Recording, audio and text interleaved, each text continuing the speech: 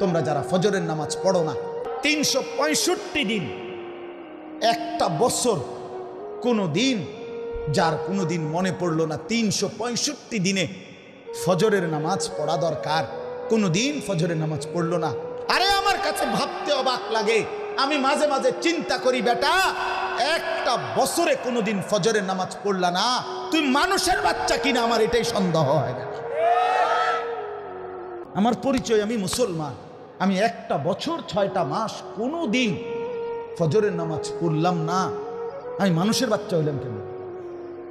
কোরআনে আছে, আল্লাহ নবীকে বলছে, বন্ধু মনের ইচ্ছা মতো যে চলে, মনের চাহিদা মতো আল্লাহর হুকুম মেনে চলে না, রসুলকে আল্লাহ শুনাইছে ইনহুম ইল্লা কাল আনআম, এইটা আর কিছু নয়, আর কিছু নয়, শুধুই জানোয়ার, শুধুই জানোয়ার, শুধুই জানোয়ার।